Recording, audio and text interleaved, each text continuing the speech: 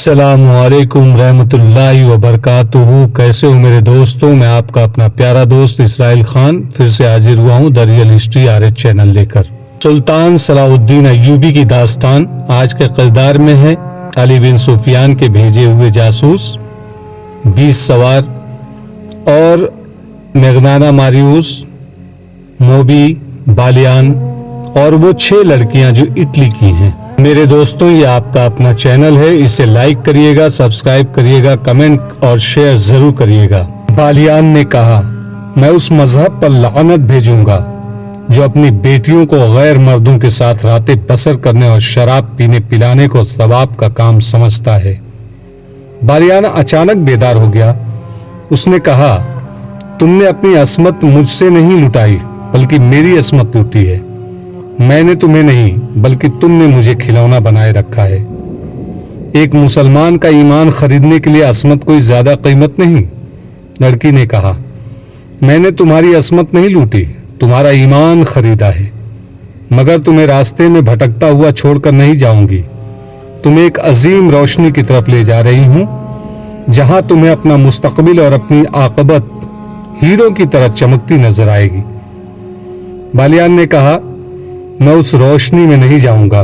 موبی نے کہا، دیکھو بالیان، مرد جنگجو مرد وعدے سے اور سودے سے پھرا نہیں کرتے۔ تم میرا سودا قبول کر چکے ہو، میں نے تمہارا ایمان خرید کر شراب میں ڈوبو دیا ہے اور تمہیں منہ مانگی قیمت دی ہے۔ اتنے دنوں سے تمہاری لونڈی اور بے نکاحی بیوی بنی ہوئی ہوں۔ اس سودے سے پھرو نہیں، ایک کمزور لڑکی کو دھوکہ نہ دو۔ بالیان نے کہا، تم نے مجھے وہ عظیم روشنی یہیں دکھا دی ہے جو تم مجھے سمندر پار لے جا کر دکھانا چاہتی ہو۔ مجھے اپنا مستقبل اور اپنی عاقبت ہیرو کی طرح چمکتی نظر آنے لگی ہے۔ موبی نے کچھ کہنے کی کوشش کی تو بالیان گرج کر بولا، خاموش رہو لڑکی۔ صلاح الدین ایوبی میرا دشمن ہو سکتا ہے لیکن میں اس رسول کا دشمن نہیں ہو سکتا جس کا صلاح الدین ایوبی بھی نام لیوا ہے۔ میں اس رسول کے نام پر مصر اور سوڈان قربان کر سکتا ہوں۔ اس کے عظیم اور مقدس نام پر میں صلاح الدین ایوبی کے آگے ہتھیار ڈال سکتا ہوں۔ میں تم کو کئی بار کہہ چکی ہوں کہ شراب کم پیا کرو۔ موبی نے کہا، ایک شراب، دوسرے رات بھر جاگنا اور میرے جسم کے ساتھ کھیلتے رہنا۔ دیکھو تمہارا دماغ بالکل بیکار ہو گیا ہے۔ تم یہ بھی بھول گئے ہو کہ میں تمہاری بیوی ہوں۔ بالیان نے کہا، میں کسی فاحشہ سلیبی کا خاوند نہیں ہو سکتا۔ اس کی نظر شراب کی بوتل پر پڑی۔ اس نے بوتل اٹھا کر پرے پھینک دی اور اٹھ کھڑا ہوا۔ اس نے اپنے دوستوں کو بلایا، وہ دوڑتے آئے۔ اس نے کہا، یہ لڑکیاں اور یہ لڑکی بھی تمہاری قیدی ہیں، انہیں واپس قاہرہ لے چلو۔ قاہرہ؟ ایک نے حیران ہو کے کہا، آپ قاہرہ جانا چاہتے ہیں؟ ہاں۔ اس نے کہا، قاہرہ؟ حیران ہونے کی ضرورت نہیں۔ اس ریگزار میں کب تک بھٹکتے رہو گے؟ کہاں جاؤ گے؟ چلو گھوڑوں پر زینے کسو اور ہر لڑکی کو ایک ایک گھوڑے کی پیٹھ پر باندھ کر لے چلو۔ صحرا میں اونٹ کا سفر بے آواز پا ہوتا ہے۔ گھوڑوں کے ٹاپوؤں کی ہلکی ہلکی آوازیں سنائی دیتی ہے، لیکن اونٹ کے پاؤں خدا نے ایسے بنائے ہیں کہ ہلکی سی آواز بھی پیدا نہیں ہوتی۔ بالیان جس وقت موبی کے ساتھ باتیں کر رہا تھا، اسے محسوس تک نہ ہوا کہ ایک اونٹ ایک چھوٹے سے ریتیلے ٹیلے کی اوٹ میں کھڑا ان دونوں کو اور 6 لڑکیوں کو اور 6 آدمیوں کو دیکھ رہا ہے۔ وہ صلیبی کمانڈو پارٹی کا ایک آدمی تھا۔ اس پارٹی کا کمانڈر عقل مند آدمی تھا۔ بالیان کے ڈیرے سے تقریباً نصف میل دور اس نے پڑاؤ کیا تھا۔ اس کے وہم و گمان میں بھی نہیں تھا کہ اس کا شکار اس سے نصف میل دور ہے۔ اس نے فوجی دانش مندی سے کام لیتے ہوئے رات کو 3 آدمیوں کو یہ ڈیوٹی دی تھی کہ اونٹوں پر سوار ہو کر دور دور تک گھومائے اور جہاں انہیں کوئی خطرہ یا کام کی کوئی چیز نظر آئے آ کر اطلاع دے۔ اس کام کے لیے اونٹ ہی موزوں سواری تھی کیونکہ اس کے پاؤں کی آواز نہیں ہوتی۔ تینوں سوار مختلف سمتوں کو چلے گئے تھے۔ یہ سارا علاقہ ایسا تھا کہ پڑاؤ کے لیے نہایت اچھا تھا، اس لیے کمانڈر نے سوچا تھا کہ یہاں کسی اور نے بھی ڈیرے ڈال رکھے ہوں گے۔ ایک شتر سوار کو روشنی سی نظر آئی تو وہ اس طرف چل پڑا۔ یہ ایک چھوٹی سی مشال تھی جو بالیان کے عارضی کیمپ میں جل رہی تھی۔ شتر سوار آگے گیا تو ایک ٹیلے کے پیچھے ہو گیا۔ یہ اتنا ہی اونچا تھا کہ اونٹ پر سوار ہو کر آ کے دیکھا جا سکتا تھا۔ اونٹ اور سوار اس کے پیچھے چھپ گئے تھے۔ اسے ہلکی پھلکی روشنی میں لڑکیاں نظر آئی جو بالیان کی فوجی دستوں کے ساتھ گپ شپ لگا رہی تھی۔ ان سے کچھ دور ایک اور لڑکی ایک آدمی کے ساتھ باتیں کرتی نظر آئی۔ ذرا پرے بہت سے گھوڑے بندھے ہوئے تھے۔ ان میں وہ گھوڑے بھی تھے جو ان لوگوں نے قیدیوں کے محافظوں کو قتل کر کے حاصل کیے تھے۔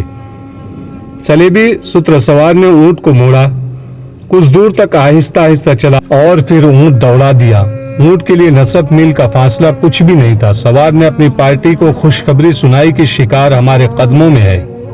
کمانڈر نے ایک لمحہ بھی ضائع نہ کیا، شتر سوار سے ہدف کی تفصیل پوچھی اور پارٹی کو پیدل چلا دیا۔ گھوڑوں کے قدموں کی آواز سے شکار کے چوکنا ہو جانے کا خطرہ تھا۔ جس وقت یہ پارٹی بالیان کے ڈیرے تک پہنچی، بالیان حکم دے چکا تھا کہ ایک ایک لڑکی کو گھوڑے کی پیٹھ پر باندھ دو۔ اس کے دوست حیرت زدہ ہو کر بالیان کو دیکھ رہے تھے کہ اس کا دماغ خراب ہو گیا ہے۔ انہوں نے اس کے ساتھ بحث شروع کر دی اور وقت ضائع ہوتا رہا۔ بالیان نے انہیں بڑی مشکل سے قائل کیا کہ وہ جو کچھ کہہ رہا ہے ہوش ٹھکانے رکھ کر کہہ رہا ہے اور قاہرہ چلے جانے میں ہی مصلحت اور عافیت ہے۔ لڑکیاں پریشانی کے عالم میں اسے دیکھ رہی تھی۔ بالیان کے آدمیوں نے گھوڑوں پر زینے ڈالی اور لڑکیوں کو پکڑ لیا۔ اچانک ان پر آفت ٹوٹ پڑی۔ بالیان نے بلند آواز سے بار بار کہا، ہم ہتھیار ڈالنا چاہتے ہیں، لڑکیوں کو قاہرہ لے جا رہے ہیں۔ وہ حملہ آوروں کو سلطان ایوبی کے فوجی سمجھ رہا تھا، لیکن ایک خنجر نے اس کے دل میں اتر کر اسے خاموش کر دیا۔ اس کے دوست اتنے زیادہ آدمیوں کے ایسے اچانک حملے کا مقابلہ نہ کر سکے، سنبھلنے سے پہلے ہی ختم ہو گئے۔ صلیبیوں کا چھاپا کامیاب تھا، لڑکیاں آزاد ہو چکی تھی۔ چھاپا مار انہیں فوراً اپنی جگہ لے گئے۔ انہوں نے کمانڈر کو پہچان لیا، وہ بھی ان کی پارٹی کا جاسوس تھا۔ انہوں نے رات وہیں بسر کرنے کا فیصلہ کیا اور پہرے کے لیے 2 سنتری کھڑے کر دیے جو ڈیرے کے ارد گرد گھومنے لگے۔ سلطان ایوبی کے بھیجے ہوئے سوار اس جگہ سے ابھی دور تھے جہاں سے قیدی لڑکیاں بالیان کے آدمیوں نے رہا کرائی تھی۔ رات کو بھی چلے جا رہے تھے۔ وہ تعاقب میں وقت ضائع نہیں کرنا چاہتے تھے۔ رہنما ان کے ساتھ تھا، وہ راستہ اور جگہ بھولا نہیں تھا۔ وہ انہیں اس جگہ لے گیا جہاں ان پر حملہ ہوا تھا۔ ایک مشال جلا کر دیکھا گیا، وہاں رابن اور اس کے ساتھیوں کی لاشیں اور ان کے محافظوں کی لاشیں پڑی تھی۔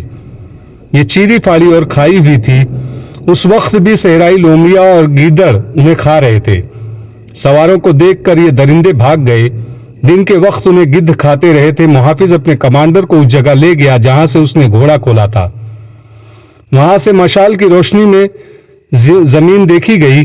گھوڑوں کے قدموں کے نشان نظر آ رہے تھے اور سمت کی نشاندہی کر رہے تھے جدھر یہ گئے تھے، مگر رات کے وقت ان نشانوں کو دیکھ دیکھ کر چلنا بہت مشکل تھا۔ وقت ضائع ہونے کا اور بھٹک جانے کا ڈر تھا۔ رات کو وہیں قیام کیا گیا۔ صلیبی پارٹی کے کیمپ میں سب جاگ رہے تھے، وہ بہت خوش تھے۔ کمانڈر نے فیصلہ کیا تھا کہ شہر کی تاریکی میں بحیرہ روم کی طرف روانہ ہو جائیں گے۔ اس وقت میگنانا ماریوس نے کہا کہ مقصد ابھی پورا نہیں ہوا، صلاح الدین ایوبی کو قتل کرنا باقی ہے۔ کمانڈر نے کہا کہ یہ اس صورت میں ممکن تھا کہ وہ لڑکیوں کے پیچھے قاہرہ چلے جاتے۔ اب وہ قاہرہ سے بہت دور ہیں، اس لیے قتل کی مہم ختم کی جاتی ہے۔ یہ میری مہم ہے جسے موت کے سوا کوئی ختم نہیں کر سکتا، میگنانا ماریوس نے کہا۔ میں نے صلاح الدین ایوبی کو قتل کرنے کا حلف اٹھایا تھا۔ مجھے ایک ساتھی اور ایک لڑکی کی ضرورت ہے۔ یہ فیصلہ مجھے کرنا ہے کہ ہمیں کیا کرنا ہے، کمانڈر نے کہا۔ سب پر فرض ہے کہ میرا حکم مانے، میں کسی کا حکم کا پابند نہیں۔ میگنانا ماریوس نے کہا، تم سب خدا کے حکم سے پابند ہو۔ کمانڈر نے اسے ڈانٹ دیا۔ میگنانا ماریوس کے پاس تلوار تھی، وہ اٹھ کھڑا ہوا اور کمانڈر پر تلوار سونت لی۔ ان کے ساتھی درمیان میں آ گئے۔ میگنانا ماریوس نے کہا، میں خدا کا دھتکارا ہوا انسان ہوں، میں گناہ اور بے انصافی کے درمیان بھٹک رہا ہوں۔ کیا تم جانتے ہو مجھے 30 سالوں کے لیے قید خانے میں کیوں کیا گیا تھا؟ 5 سال گزرے، میری ایک بہن جس کی عمر 16 سال تھی اغوا کر لی گئی تھی۔ میں غریب آدمی ہوں، میرا باپ مر چکا ہے، ماں اندھی ہے، میرے چھوٹے چھوٹے بچے ہیں. محنت اور مشقت کر کے میں ان سب کا پیٹ پالتا تھا. میں نے گرجے میں سلیب پر لٹکے ہوئے یسوع مسیح کے بت سے بہت دفعہ پوچھا تھا کہ میں غریب کیوں ہوں. میں نے کبھی گناہ نہیں کیا. میں دیانتداری سے اتنی محنت کرتا ہوں مگر میرے کنبے کے پیٹ پھر بھی خالی رہتے ہیں. میری ماں کو خدا کیوں اندھا کیا ہے؟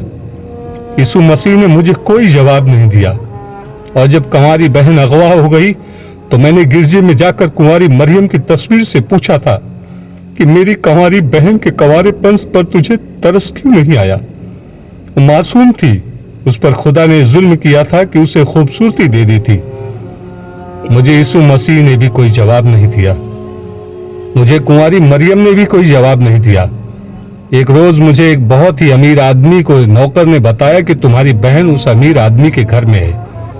وہ عیاش آدمی ہے. کنواریوں کو اغوا کرتا ہے, تھوڑے دن ان کے ساتھ کھیلتا ہے اور انہیں کہیں غائب کر دیتا ہے.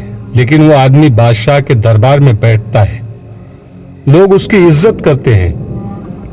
بادشاہ نے اسے رتبے کی تلوار دی ہے. گناہگار ہوتے ہوئے خدا اس پر خوش ہے. دنیا کا قانون اس کے ہاتھ میں کھلونا ہے. میں اس کے گھر گیا اور اپنی بہن واپس مانگی. اس نے مجھے دھکے دے کر اپنے محل سے نکال دیا. میں پھر گرجے میں گیا. یسوع مسیح کے بت اور کنواری مریم کی تصویر کے آگے رویا, خدا کو پکارا. مجھے کسی نے جواب نہیں دیا. میں گرجے میں اکیلا تھا. پادری آ گیا. اس نے مجھے ڈانٹ کر گرجے سے نکال دیا. کہنے لگا, یہاں سے تصویریں چوری ہو چکی ہے, نکل جاؤ ورنہ پولیس کے حوالے کر دوں گا. میں نے حیران ہو کر اس سے پوچھا, کیا یہ خدا کا گھر نہیں ہے؟ اس نے جواب دیا, تم مجھ سے پوچھے بغیر خدا کے گھر میں کیسے آئے؟ اگر گناہوں کی معافی مانگنی ہے تو میرے پاس آؤ, اپنا گناہ بیان کرو. میں خدا سے کہوں گا کہ تمہیں بخش دے. تم خدا سے براہ راست کوئی بات نہیں کر سکتے.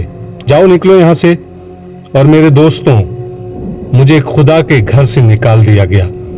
وہ ایسے لہجے میں بول رہا تھا کہ سب پر سناٹا طاری ہو گیا. لڑکیوں کے آنسو نکل آئے. صحرا کی رات کے سکوت میں اس کی باتوں کا تاثر سب سے طلسم بن کر طاری ہو گیا. وہ کہہ رہا تھا, میں پادری کو, یسوع مسیح کے بت کو, کنواری مریم کی تصویر کو اور اس خدا کو جو مجھے گرجے میں نظر نہیں آیا شک کی نظروں سے دیکھتا نکل آیا. گھر گیا تو اندھی ماں نے پوچھا, میری بچی آئی یا نہیں؟ میری بیوی نے پوچھا, میرے بچوں نے پوچھا. میں بھی بت اور تصویر کی طرح چپ رہا. مگر میرے اندر سے ایک طوفان اٹھا اور میں باہر نکل گیا. میں سارا دن گھومتا پھرتا رہا. شام کے وقت میں نے ایک خنجر خریدا اور دریا کے کنارے ٹہلتا رہا.